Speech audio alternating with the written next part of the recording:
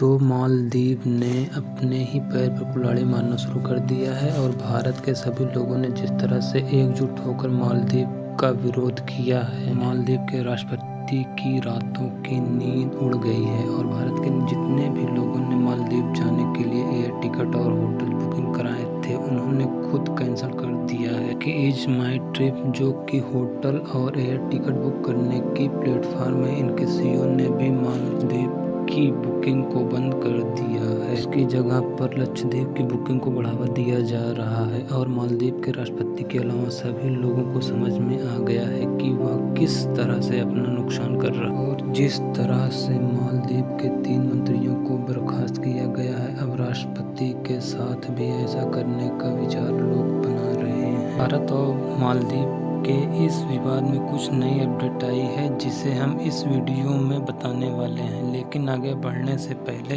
भारत के इस शानदार कारनामे के लिए इस वीडियो को एक लाइक और चैनल को सब्सक्राइब जरूर कीजिए। मालदीव के जिन 3 मंत्रियों ने भारत को भला बुरा कहा, उनकी तरफ से मालदीव के राष्ट्रपति मोहम्मद मुइज़्ज़ू भारत से माफ़ी मांग रहे हैं, लेकिन अगर देखा जाए तो यह एक तरफ से दिखावा कर रहे हैं, क्योंकि अब मालदीव के राष्ट्रपति मोहम्मद मुइज़्ज़ू चीन पहुंच चुके हैं और के साथ मिलकर भारत के खिलाफ खिचड़ी पका रहे हैं। लेकिन कमाल की बात यह है कि इतना सब कुछ होने के बावजूद भी मालदीव के राष्ट्रपति को इस बात का अंदाजा नहीं है कि वह किस लेवल की गलतियां कर रहा है। यानी कि आप देख सकते हैं कि केवल 2 दिनों के अंदर जिस तरह से मालदीव की अर्थव्यवस्था डगमगाई है, उससे भी मालदीव के राष्ट्रपति को अकल नहीं आ रही है। अगर देखा जाए तो मालदीव की इस राष्ट्रपति की वजह से मालदीव का पूरा टूरिंग सेक्टर बर्बाद होने के कगार पर पहुंचा है। मालदीव के राष्ट्रपति इस समय चीन पहुंच चुके हैं और चीन से मदद मांग रहे हैं कि वह उनके टूरिज्म सेक्टर को संभाले, लेकिन भले ही चीन भारत के खिलाफ है, फिर भी डायरेक्टली मालदीव की हेल्प करने के लिए अभी भी वह तैयार नहीं है, क्योंकि चीन को इस बात की चिंता सता रही है कि जिस तरह भारत के आम लोगों ने एकजुट होकर मालदीव को बायकॉट करना शुरू कर दिया है, वह मालदीव की मदद करता है तो कहीं भारत के लोग गुस्से में आकर बायकॉट चीन की बात न करने लगे। और देखा जाए समय समय पर इंडियन गवर्नमेंट चाइनीज प्रोडक्ट पर बैन लगाती रहती है। अभी जब मालदीव के राष्ट्रपति चीन पहुंच चुके हैं तो वह चीन से यह गुजारिश कर रहे हैं कि चीन ज़्यादा से ज़्यादा टूरिज्म मालदीव भेजे और मालदीव चीन के साथ मिलकर $50 मिलियन के एग्रीमेंट पर साइन करने की बात कर रहा है, जिससे भारतीय टूरिस्ट की जगह चाइनीज लोग ले सकें और इससे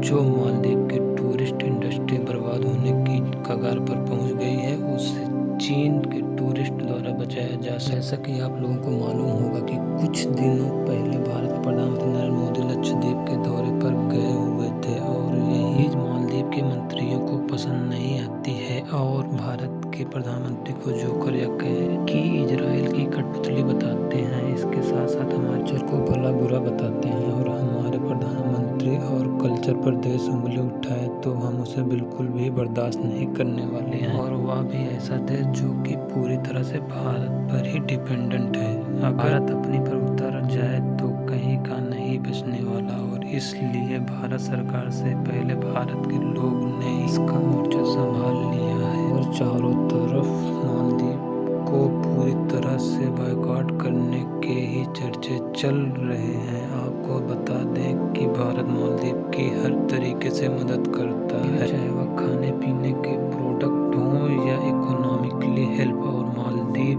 को जब भी इमरजेंसी में ज़रूरत पड़ी है तो लेकिन अब मालदीव जिस तरह से बर्ताव भारत के साथ कर रहा है, इससे जाहिर हो गया है कि उसके पीछे जरूर तुर्की और चीन जैसे देशों का हाथ है। इसके अलावा अगर लक्षद्वीप की बात की जाए तो मालदीव और भारत के इस विवाद की वजह से लक्षद्वीप को एक बहुत ही अच्छा टूरिज्म सेक्टर बनने की प्रक्रिया शुरू की है। अगर आप इस मैप में देखेंगे तो लक्षद्वीप भारत का एक छोटा सा आइलैंड है और इसकी दूरी मालदीव से बहुत कम है। अब तो टाटा कंपनी ने लक्षद्वीप में 2 ताज होटल बनाने का अनाउंसमेंट कर दिया, जिस पर करोड़ों रुपए का इन्वेस्टमेंट किया जा रहा है, जिसमें से एक होटल सुहेली में बनाया जाएगा और दूसरा कदमत आइलैंड में बनाया जाएगा। टाटा ने इसमें 110 कमरे बनाने की बात कही है, यानी कि अब इस लक्षद्वीप मालदीव से किसी भी सेक्टर में पीछे नहीं हटने वाला। कमाल की बात यह है कि इन होटल्स की बनावट मालदीव की अपेक्षा काफ़ी ज़्यादा बेटर होगी और जितनी भी बुकिंग मालदीव के लिए हुई थी वह सारी कैंसिल हो रही है और लक्षद्वीप की बुकिंग को बढ़ावा दिया जा रहा है। भले ही लक्षद्वीप मालदीव की अपेक्षा थोड़ा छोटा है और यहाँ पर केवल 32 आइलैंड हैं, लेकिन इसकी सुंदरता किसी भी मामले में मालदीव से एक कम नहीं है। फिर भी लक्षद्वीप टूरिज्म के लिए एक समस्या बन रही है, जो है पीने का पानी, और भारत के पास इतने संसाधन नहीं है कि जिससे बड़े लेवल में खारे पानी को प्यूरिफाई कर सके। लेकिन इसका भी सलूशन निकाला जा चुका है, जिसमें इजराइल प्रतिदिन 1 लाख लीटर समुद्र के खारे पानी प्यूरिफाई करने का काम करेगी। हालांकि यह शुरुआत इसी साल के अंत तक की जानी थी, लेकिन जिस तरह से मालदीव के मंत्रियों ने भारत और इजराइल पर, इसलिए इजराइल ने आज से ही इस पर काम करना शुरू कर दिया। हालांकि आप देख सकते हैं कि भारत का यह भले ही एक छोटा सा कदम था, लेकिन इसकी वजह से मालदीव की पूरी अर्थव्यवस्था दांव पर लग चुकी है। केवल मालदीव के राष्ट्रपति को छोड़कर सभी मंत्रियों को यह बात अच्छे से समझ में आ चुकी है। यहाँ तक कि मालदीव के पूर्व रक्षा मंत्री जिन्हें मारिया अहमद दीदी के नाम से जाना जाता है, उन्होंने एक्स पर एक ट्वीट किया जिसमें उन्होंने कि अभी भी मैं भारत के साथ हूँ और भारत ने कभी भी हालात को न देखते हुए हमारी काफ़ी बड़ी मदद की है। भारत के विदेश मंत्री एस जयशंकर जी नेपाल के दौरे पर गए हुए थे, जहाँ पर बायलैटरल ट्रेड को लेकर बातचीत हुई है और नेपाल भी भारत के साथ पूरी तरह से खड़ा हुआ है। हालांकि अभी मालदीव के राष्ट्रपति चीन पहुंचे हुए हैं और वहां चीन से मदद मांग रहा है। आपको बता दें कि मालदीव की जो पूरी अर्थव्यवस्था है वह केवल टूरिज्म सेक्टर पर टिकी हुई है। यदि मालदीव का यही टूरिज्म सेक्टर बर्बाद हो जाता है तो वह खाने पीने के प्रोडक्ट भी इंपोर्ट नहीं कर सकता है और केवल भारत ही ऐसा एक देश जो मालदीव को सबसे सस्ते दामों में खाने पीने के आइटम समेत रोजमर्रा की सभी चीजें एक्सपोर्ट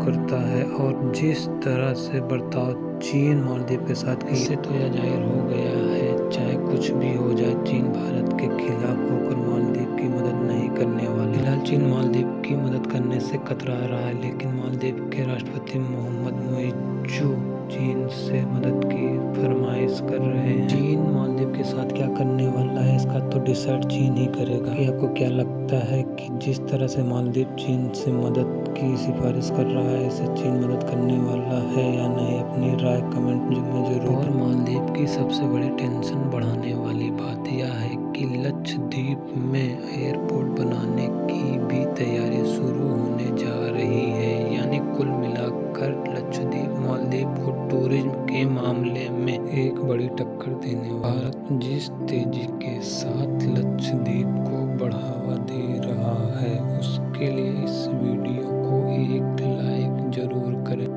और इस वीडियो को अपने मित्रों तक शेयर करें ताकि उन्हें भी जानकारी मिल सके। और चैनल को सब्सक्राइब करें, बेल नोटिफिकेशन को ऑल पर जरूर रखें। वीडियो को अंत तक देखने के लिए धन्यवाद।